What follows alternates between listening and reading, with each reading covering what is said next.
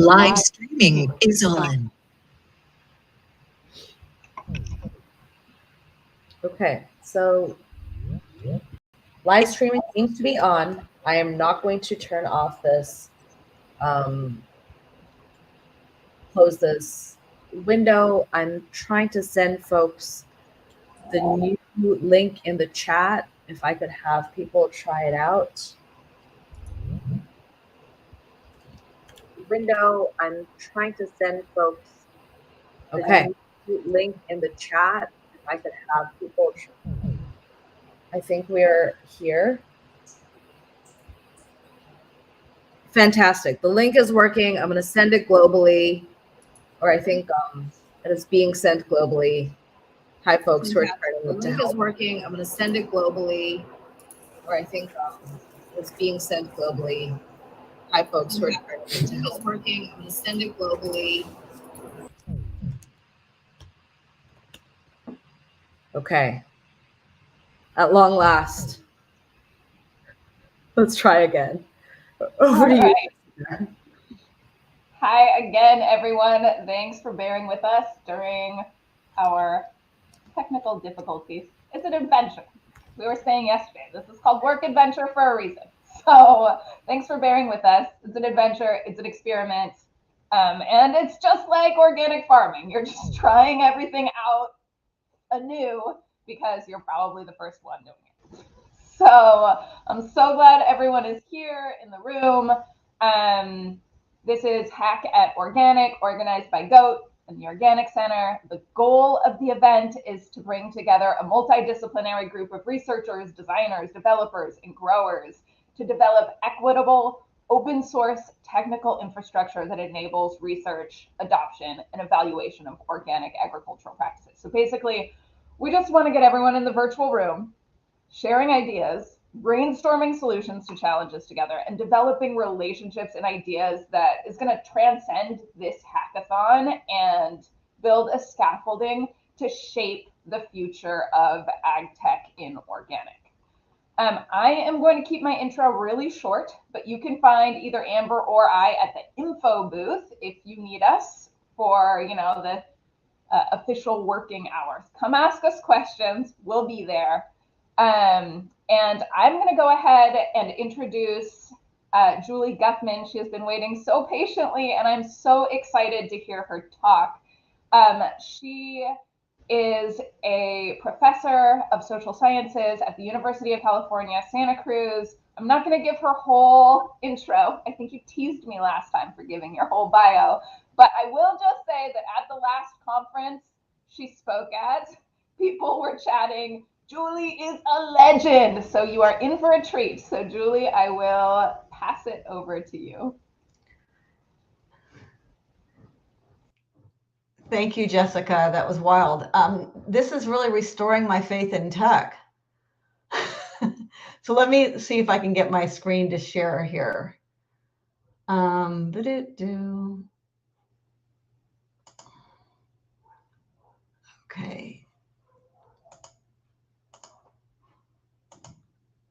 Okay, can you all see my PowerPoint? Yes. I assume so. Okay, great. So thank you for including me. I am super curious about the intersections of ag tech and organics and look forward to hearing what you come up with. So I'm going to just say a little bit more about myself and my research because it'll help place what I want to talk about.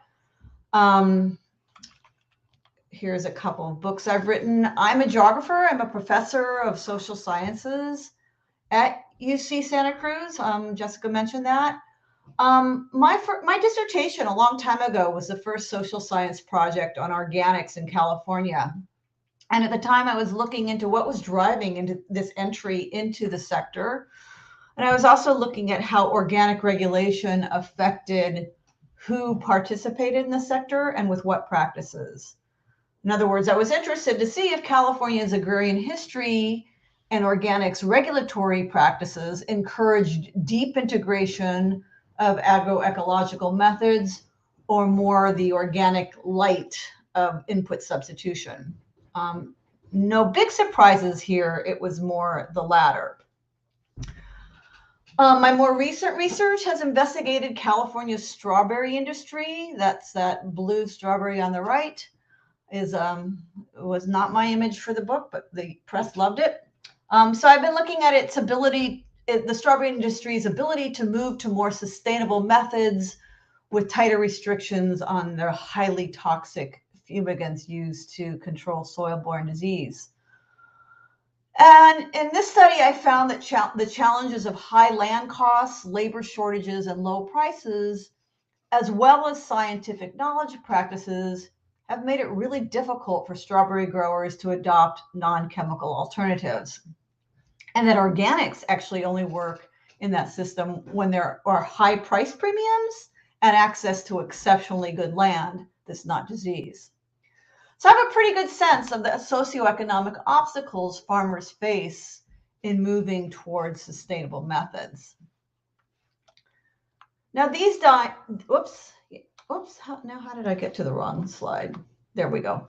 These days I serve as the principal investigator for a National Science Foundation funded multi-campus research collaboration of social scientists. And we are investigating Silicon Valley's visions and products related to agriculture and food. We call ourselves the After Project for Agro-Food Technology Research Project. That's not the official title of the project, but we came up with this one in a bar, which is always a good place to come up with good acronyms. Our most central question is how food and ag tech entrepreneurs are defining problems and developing solutions, especially in the context of Silicon Valley innovation and investment cultures. So we've all heard of the Silicon Valley's penchant for disruptive innovation, and their recent entry into agriculture is based on the premise that they can make farmers more sustainable. This is, of course, what organic farmers have been aiming to do for a very long time, but largely through other means. But the techies are getting all the attention now, and as indicated by this very event, there seems to be a growing sense that ag tech can be brought into meaningful synergy with organic farming. If that means the kind of ag tech we're seeing coming out of Silicon Valley, I'm pretty skeptical. But if it can be done differently, maybe. And that is, I think, what your hackathon is about. So in my remarks, I'd like to discuss some of what we're seeing in Silicon Valley as a cautionary tale of sorts. And my hope is that an eyes wide open approach to potential pitfalls will guide experimentation that is truly transformative. Oops, I keep pressing the wrong button. So this is what I'm seeing. One, many of the entrepreneurs entering into the Silicon Valley ag food tech scene do not really come from food or farming backgrounds, but they come from tech. Not a whole lot of surprises there. It's interesting what drives them. They're really, they're interested because they love food, or they're bored with tech, or they really do want to change the world. And they come really well versed in Silicon Valley's mantra of disruptive innovation. They want to be the Uber of agriculture. That means they want to redefine regular practices as problems because it creates new business models. So what's interesting is, on one hand, they're really attracted to food for its material qualities, for its moral valence. On the other hand, they think it needs to be changed whole cloth. And it makes for some pretty odd, sometimes contradictory sensibilities. We talked to one person at an event who we asked, why are you here? Why are you interested in doing food and tech? He says, well, I love food. And he starts waxing on about his grandmother's tzatziki. And then we said, well, what kind of agriculture are you interested in? And he talked about like touchless harvest or touchless food preparation experiences, which was completely at odds with how he described how his grandmother used to make tzatziki. So almost needless to say, many enter into the sector having little understanding of the economic dynamics of food and agriculture. For instance, that farmers are challenged by low prices that often come with producing too much food. And certainly they come with little historical perspective on, say, the effects on the Green Revolution on small farmers. Some don't even talk to farmers. And that's also important. They enter into a very different material environment than information technology or communication. We really cannot forget that food and agriculture are primarily biological processes of growing and eating. They are not code. My second point follows closely on that. Big promises of disruption notwithstanding, that they are bringing technologies that are easily transferable between sectors. Indeed, given Silicon Valley's historic strengths, they are actually offering up a pretty limited set of solutions that one could say are not all that disruptive. Again, this was a sector built on computer software, data analytics, platforming, etc. So as you can see in this market map, and there are plenty of these, the solutions tend to be farm management software. Or artificial intelligence, robotics, automation, precision agriculture, data analytics, sensors, kind of a lot of the stuff that you guys are talking about in your priorities. In other words, they're looking at digital applications. Now, what I see in Silicon Valley is a lot of these are solutionists. So they come with a solution like, oh, here's a technology I want to apply, and they go looking for a problem they can solve. And one of the things I find really fascinating here, going back to my earlier point about the biology of food and agriculture, is they're actually not pitching that much in the biotechnology area, at least not in farming. And it's not like I'm a fan of biotech and farming, certainly not GMOs, but it's interesting to me that given that we're dealing with micro and macroorganisms throughout the production chain, you'd think there'd be a lot more biological applications that would supposedly allow crops to grow and animals to grow more healthily.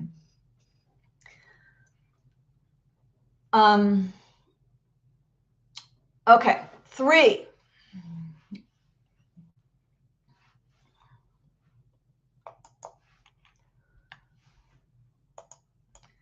Given the Silicon Valley zeitgeist of needing to change or improve the world and break with the past, many ag tech entrepreneurs do indeed promise sustainability. Yet they define sustainability in a very specific way, primarily as efficiency and waste minimization. And here they're going on the presumption that more efficient use of resources is a proxy for environmental beneficence. It may be that efficiency is all that tech can offer, but here's the thing. Ag technology has long promised farmers more efficiency, and the consequences have not been benign. And if you want to be convinced of this point, I highly suggest you read Alex Blanchette's Porkopolis, for it's a stunning account of efficiency taken to extreme levels. He's writing about the pork production system, and he talks about how there's virtually no waste in the production system. Just about every byproduct of pork production, including pig shit, is recycled into something, whether it's pet food or plastic coverings or the cement below our feet. And one can say that logics of efficiency have brought many of the negative consequences to which organic agriculture is supposedly responding: depleted soil, toxic exposures, brutalized animals. And of course, efficiency as in productivity, has contributed to the low prices that farmers often see thanks to treadmill logics. Early bird adopters win out as everyone adopts a technology that creates more yield, that's more efficient, for less cost, and then prices fall because there's so much on the market. That's the treadmill. Which brings me to my fourth point. Many of the Silicon Valley techies are promising to make farmers more profitable with little explanation of where these profits will come from. And here I want to point you to a term that, to a classic in the sociology of agriculture, from farming to biotechnology, written by Goodman, Sorge, and Wilkinson. It's a 1987 book. I keep returning to it. I highly recommend it. And they talked about a term called appropriationism. And as they explained it, appropriationism is at work when companies bite off pieces of the production process that they can produce elsewhere and sell them back to farmers as inputs. Historically, appropriationism first involved selling farm machinery to substitute for animals and to substitute for humans to substitute for animals and human labor power. Later, it involves selling seeds and pest control and fertility inputs. And what that meant for farmers is that they had to pay for what they once produced on the farm, meaning that the farm value was being appropriated by other actors. That's where we get the term appropriation. Now, in my own research on organics, I learned that one of the motives for moving to organics for farmers was to retain more value by producing more of these inputs on the farm. So to reverse these processes of appropriationism. So here my point is that while technology has, of course, made it easier for farmers, it has often not made them more profitable. Not only because of the treadmill logics I discuss, because it's also because of these processes of appropriation, that others are selling them stuff and their value goes to buying it. And let's not forget that those selling the technologies also have to be profitable. And that's indeed what they have to show to venture capital when they get funded, which brings me to my next point. This is a pitch competition that has been a major source of data for our project. We see there's a lot of these where people pitch their new technology. And they're pitching them to get the backing of venture capital. So what does venture capital want? Well, they want world-changing ambition. They want entrepreneurs saying they're going to change the world, but they also insist on clear paths to profitability as a way to ensure that they as financiers will make money from a venture investment. Now, these pictures are fascinating. They're highly formulaic. They often begin with a big problem of global scale, like climate change or feeding the 10 billion. And then they next turn to their specific solution, which is often pretty mundane, like a precision technology, let's say. And then they tack back to the huge markets that exist for their technology, as if this agriculture has not already been super competitive. But they say, oh, we all got to eat, so there must be a huge market for my technology. And then they end with the brass tacks that of how they're going to promise profitability in a few short years. So often it's funny because often they'll start with, we want to disrupt these big incumbent companies. And then at the end of the pitch, they'll be saying, like, we're working with a major corporation who we hope to have part of our team. Often their promises of profitability revolve on patents. In these pitches, entrepreneurs routinely point to how many patents they have pending, sometimes up to 40. But you know what that means. If patented, many of these technologies will not be made readily available to farmers or adaptable to their specific conditions.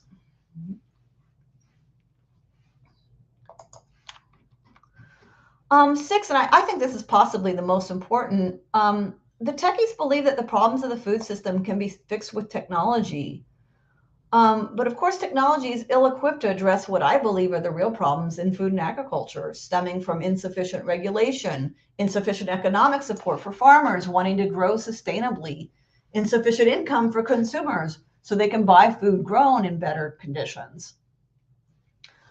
So in short, techies come to ag with the big promises to disrupt and make farmers more profitable and sustainable, which for them, again, means efficiency, that and feed the 10 billion, etc. They often do this without any consultation with farmers.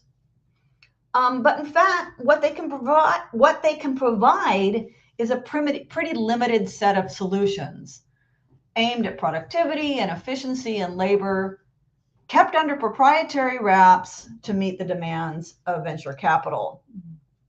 A lot of this amounts to what sociologist Jesse Goldstein calls non-disruptive disruption. In his study of the clean tech sector, he found that a technology's effective force is derived from the possibility that it could be truly disruptive, yet its commercial viability depends on the exact opposite, limiting novelty to incremental change in existing markets. Now, I imagine thus far I've made you both proud and perhaps uneasy. Proud of the way you differ from Silicon Valley, but maybe uneasy with some of the similarities.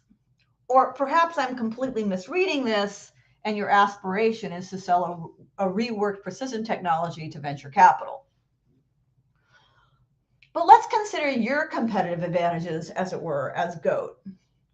First and foremost, you know your clientele, and perhaps many of you are your clientele. You know the challenges that farmers face, and you're hopefully working directly with them. Two, you're probably not working with venture capital, and you're committed to open source technologies. I presume that means you want to develop technologies that will be relatively accessible to farmers, including low resource farmers. And three, I assume you agree that technology is just a piece of this, that the food system problems must be addressed politically as well, through regulatory structures, through farm policy, and more. But there are similarities with what you're doing and what Silicon Valley is offering. And so in my remaining time, I just want to push a little on these priorities you've identified. And I understand that they've been crowdsourced and that a lot of farmers say that this is what they want. But I think it's fair to say that all of us have had our imaginations constrained by what's already available. And, you know, sensors, robotics, farm management, and supply chain software are the most common applications already being developed in the ag tech world.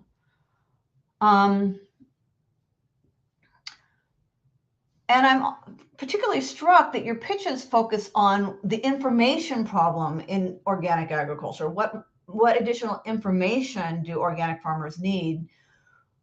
Which to me, again, suggests that we are already looking at translating what Silicon Valley types have already developed. So I just want to ask, is it possible to think about these things differently, to approach this what you're trying to do differently?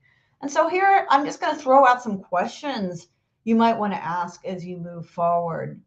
The first is like, what makes organic really different, and how can those differences be honored? What are the core principles of organic farming? It's about soil, right? So what kind of technologies would support those core principles? What kind of applications could really be transformative in a good way? Not just transforming to change things, not just being the Uber of ag, but what would change things in a positive and good way? Here's a really important one. How might sustainability be operationalized other than via efficiency? Is there another way to define sustainability than efficiency that tech can help drive or support? That's a tough one, but I would really like to see us go beyond logics of efficiency. Another one, how can we explicitly avoid the negative economic consequences for technology introductions for farmers? I would say it rests on not providing efficiency, and of course, not making them pay a lot for technology. And also what models of development and dissemination would avoid the pitfalls of the past. In short, what would be a truly disruptive way to do ag tech? You know, it's important to remember as you move forward that there's a reason that you're doing an open source hackathon with teams made up of coders collaborating with organic farmers rather than raising venture capital to fund a startup based on proprietary tools emphasizing efficiency. So let's not forget that organic farmers were the original disruptors, and maybe what's most needed is to disrupt the Silicon Valley disruptors and do it differently. So that's what I got for you, and I will stop sharing.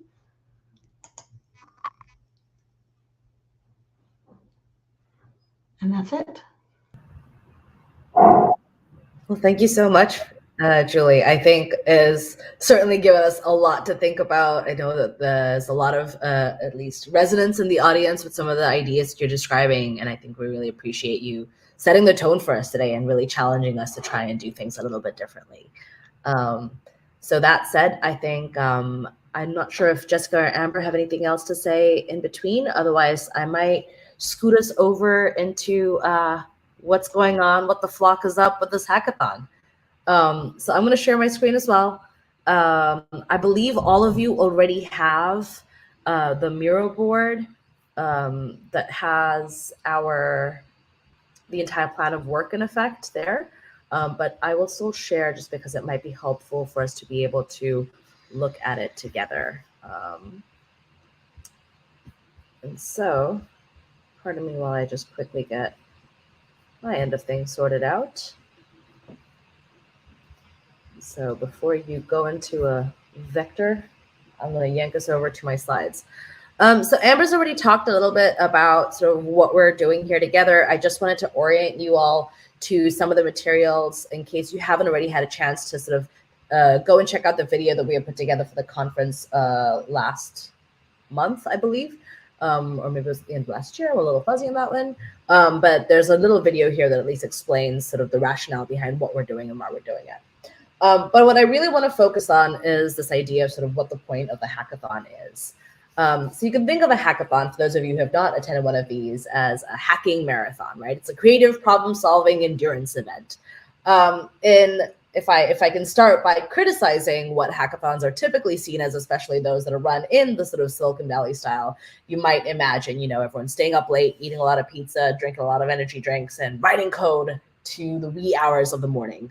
I would like to discourage that sort of thing. Instead, I would like to encourage that you make time and space to think critically about the problem, consider that there are many ways in which you might be able to produce ideas or conceptualize things. You can draw, you can make, you can write, you can draft.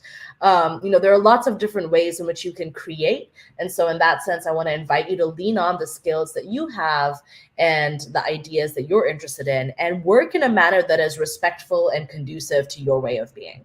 Right. And so what we're really hoping to be able to do here over the course of a couple of days is to be able to create something useful as a community over this fixed period of time and really think about this as the first step in hopefully what becomes a relationship that we can build together across the organic community as well as the open ag tech community.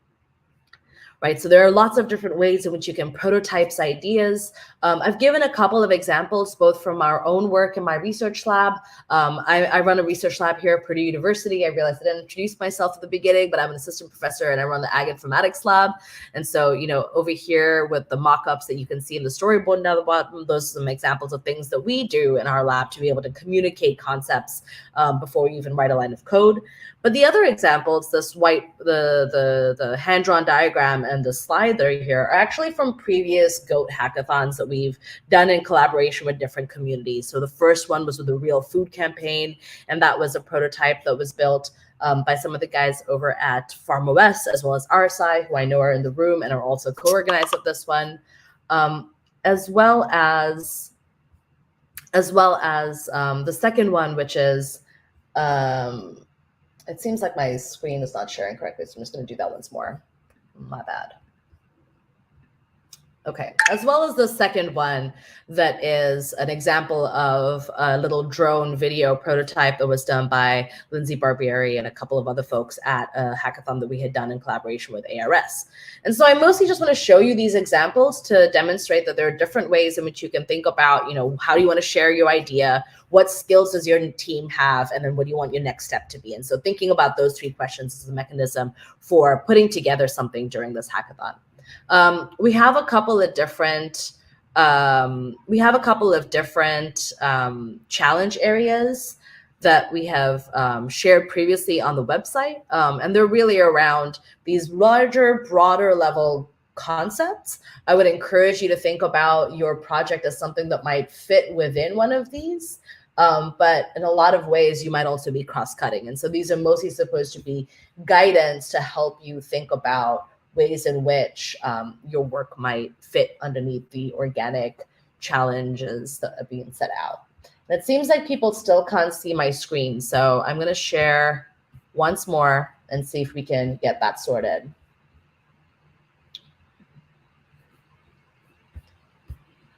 So I believe y'all can see me right now.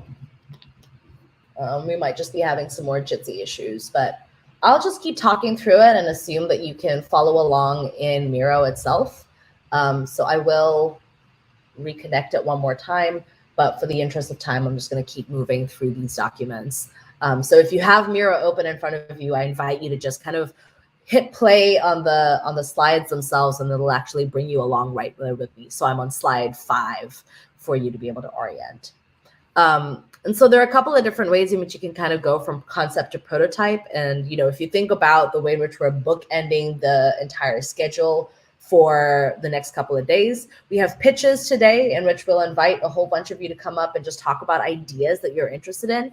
I would encourage you, if you haven't already signed up for one, just line up later. We'll have a little slide that explains how that works. But you can just line up and come over and just talk about some high level ideas, right? You don't have to have a very specific thing just yet. The whole point of that first set of hours that we have together is for you to actually be able to think about some of the ideas together and become a little bit more specific, right? Go from this broad level challenge to creating teams to actually ideating some specific ways in which you might implement it, all the way through to actually then presenting, right, an early stage concept of something that you might be interested in. I'm going to share a couple of different techniques for those of you who might be searching for methods in which you might be able to articulate ideas in your mind. For those of you who already know how you want to be able to do it, that's perfectly fine, right? Do what works for you. And so for the most part, again, I'm giving you these methods in case you're sort of just need a little bit of a refresh. So the first method that I'd love to share is one called Crazy Eights, right? You just take a piece of paper, you fold it up into parts, right? It doesn't have to be 8, it can be 4, right? But you're basically just dividing up a piece of paper, and then you're really using this as an excuse to warm up your brain. And so what you would do is you would individually sketch out your idea, and it's very low tech, right? You're drawing on a piece of paper, and then you might upload it to Miro, share it with the rest of your team, and from there you can actually start to collectively discuss what the prototype scope is and really start to create your first visuals. And so this is a really nice exercise for warming up your brain. And I would encourage that if you're, you've got still that really high level challenge area and haven't quite gotten really specific about something you're interested in working on over the next couple of days, this might be a good place to start. Let's say you already have a little bit of a scope and you have a sense of where you want to go. The next thing you might be able to do is put together some wireframes or mockups. And in this particular case, you're really trying to map out your idea. You can actually use Miro to do something like this. So there's a little video link in here in case you want to come in and look at the resource. But this is really an opportunity for you to be able to increase your concept specificity, and you can actually start to gut check the feasibility of an idea that you have with, right, your fellow stakeholders, your fellow farmers, your fellow developers on your team. And so in this particular case, you can actually visualize a full prototype as a wireframe or a mockup if that is a reasonable way for you to envision what your piece of technology is. I should note that this is a very software-oriented technique. In the hardware space, people would typically be building things out with cardboard and doing some like actual physical making. I know we are in a virtual environment and that can be a little hard. And so in that case, you might want to sort of stick to drawings or use other analogous tools like 3D mockup tools, and so on and so forth. But right, the goal, the thing I'm really trying to get across here is that you don't necessarily have to go all the way through building it out, right? You can even just focus on really making sure that you have a tight concept that actually helps you then think through the problem with the folks that are on your team. And the last sort of way in which you can do it, and this is sort of a bit of a choose your own adventure, right, is building an actual code prototype. In this particular case, 2 to 3 days is a little bit of time. And so you've got time to build a small app if you'd like to, but it does mean that you need to have people on your team who know how to write a spot of code. But this actually allows for you to then demonstrate and test real functionality. And I know there are lots of the developers in the room who are really excited to work with each of you to be able to think about how you might be able to build little minimum viable products that demonstrate what different types of tech for organic agriculture might look like. And the only sort of recommendations that I'll give here really is, one, scope down. So that way you're not trying to build an entire universe in 2 days. If you don't already have a code repository, consider using one. We do have a Goat Hack GitHub repository. I know there's a lot of folks who are on GitLab as well, but there's both available. If you don't have any frameworks to consider, especially those of you who are students in the room, using frameworks like Django or templates like Bootstrap might be a good way to at least scaffold, so that way you're not building everything from scratch. And then those of you who are looking for building modules, I know we at least have representatives from both FarmOS and Lightfarm here. So I know there's some interest in maybe thinking about ways in which you can build onto existing tools that have been demonstrated to work for organic farmers and stakeholders. And so those are at least just 3 quick methods that I wanted to share. We're a little bit behind on the agenda, but I'm going to go through this just to give you an orientation of where we're at. So we're currently here. We're a little bit, about a half hour behind right now, but we'll roll into project pitches from there. We will have specific opportunities during which we'll have mentors come in and actually give feedback. And the first check-in point will be fairly quick. This first check-in is really around reporting out what your project scope is, right? So you come together as a team, decide kind of on what you're going to be doing, and report out on what you sort of decided is your first scope for your project. We have a couple of different mentors that will be coming in and out, and you'll see them mentioned here, but I'll tell you a little bit more about them in a moment. I have included some workspaces for you to make requests. And so if you want to be able to ask for targeted help, feedback, input, feel free to post them here. And I would encourage you to check this and use as a bulletin board in effect. Right, but this kind of takes us all the way down to the end of Saturday, where we'll have some project presentations. And I think my times are a little bit wrong here, but I can fix those later. I know the Google Docs agenda also has the times on them. So those mentors, we have quite a few people who have been gracious enough to lend their time as mentors. The first 5 are actually, so this is the ones in green and yellow, are folks who are coming in to provide high-level project management feedback, or sort of like project feasibility feedback. So Martin, Lakeisha, and Wendy will be coming in giving that style of feedback. And then Anna and Leslie will be providing us some domain expertise style feedback. And so they'll be really thinking this through from the organic farmer perspective, and the other 3 will be thinking about this from a project feasibility perspective. And they'll really try to see if they can provide feedback on strengths, areas for improvement, suggestions, and recommend some resources. We also have a couple of folks who are offering office hours, and that'll all be in room 6. And so Jamie and Eric will be doing more of tech support. And so if you need help thinking through a bit of code, they're really great people to look to. And then if you need some design support, Juliet, Nate, and I will actually be sitting around and available to help you think through sort of the design side of things. Okay. So from there, I'm just going to give you a little bit more of an orientation for the rest of this Miro board, just so you know where things are.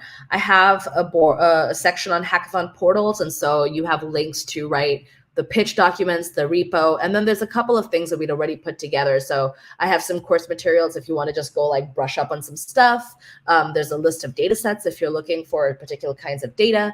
And then down here, we have just general resources. So some places where you can go to find icons and free images, some templates, and so on and so forth. And again, feel free to add resources that you think are awesome and are coming in handy for you here as well. The last thing I have down here are 2 templates. And so if you wanted to do a little Crazy 8s exercise as a team, this might be a nice way to start. So that way you can all upload your photos and then do some dot voting on it.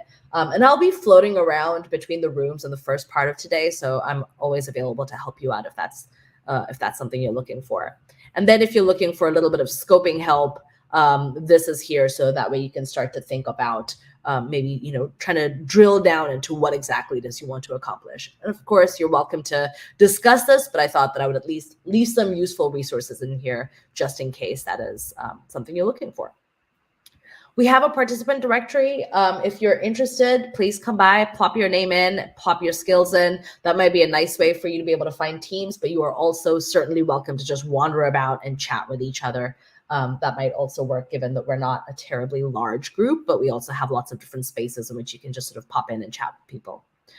From there, I'm just going to quickly, I realize that we're live streaming, so I'm actually not going to pause here for questions. I'll just hang out in the room afterwards. If you have any questions, that's what I look like in Work Adventure. And so you can come by and say hello.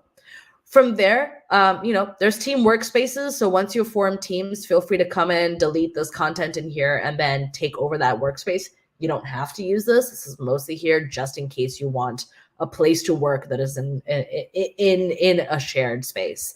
I will ask that if you're thinking about how to communicate what you've been working on to the mentors, this will be a really helpful way for mentors to be able to just come in and drop sticky notes. So even if you're making slides somewhere else or creating graphics or code or prototypes elsewhere, consider just throwing in some screenshots from other spots, or even just a link to where you want us to go look. So that way your mentors, your teammates, and other folks can come in and actually look and see and share and talk about what you're working on.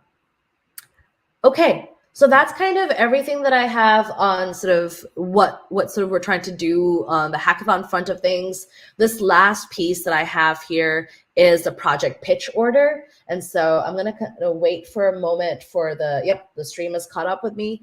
And so I'm kind of just gonna invite people to start lining up down the center.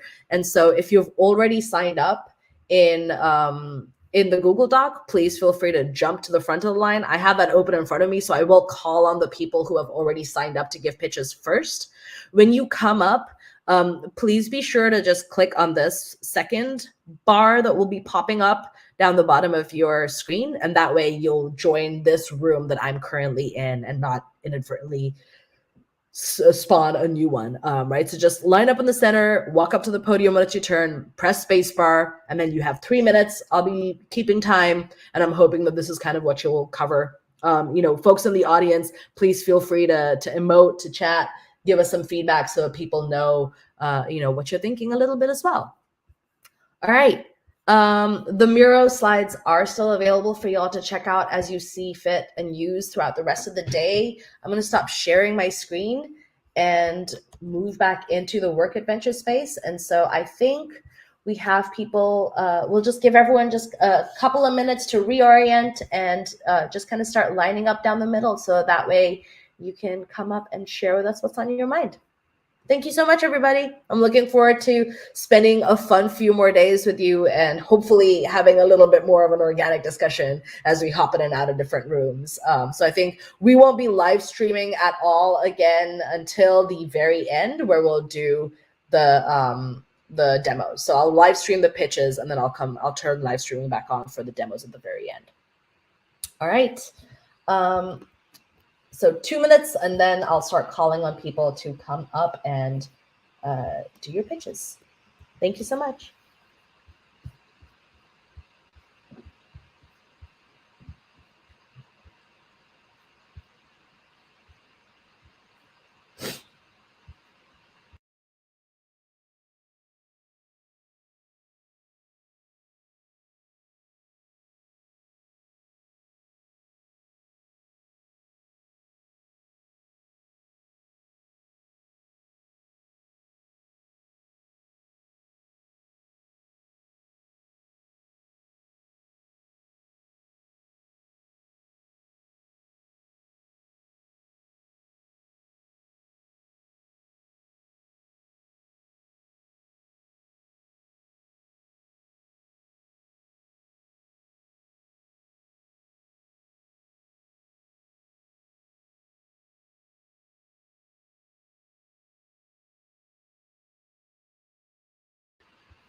Cool. I don't see too much more action in the Google Docs, so I'm going to invite George, then Kevin, Jeff, then Paul to come on up and tell us what you've got going on. So, George, would you mind coming on up to the podium and saying hello?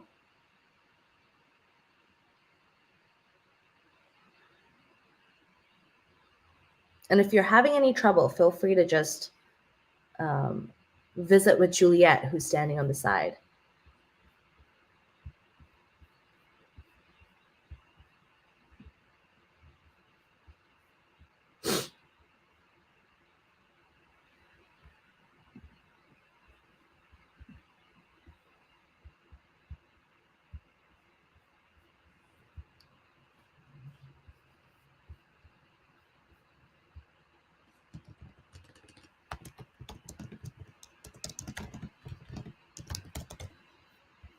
Hey, George, I see you're standing next to me. I think you still need to hit space to join into the conversation or into the Jitsi room.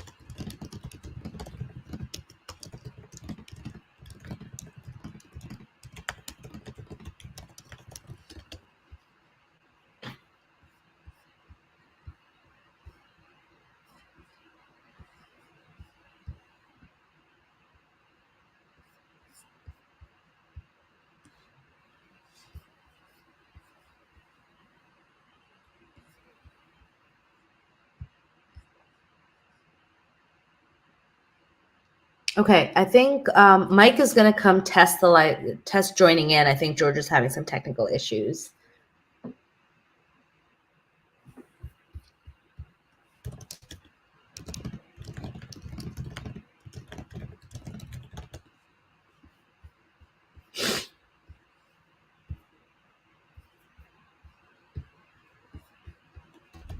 Okay. So I think we have Mike who's going to come in and at least share a little bit from his end, and then Kevin will just pull you up next while George resets. Over to you, Mike.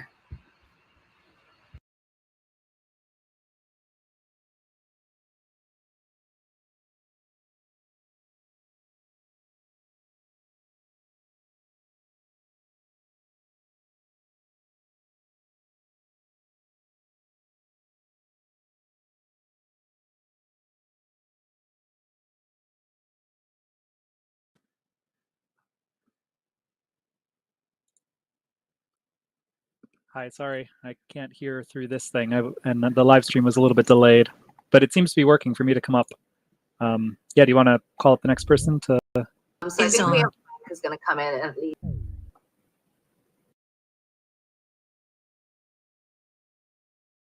Kevin, would you like to come on up?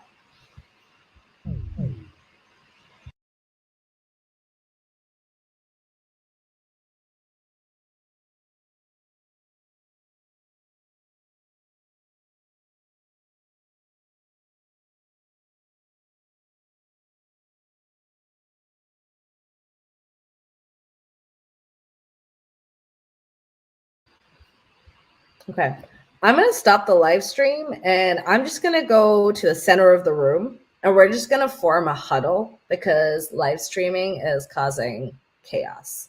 So I'm going to just stand in the center of the room if everyone just wants to come join into one large Jitsi room. I think we're small enough that we can get away with that. So I will see you in the center of the room, friends.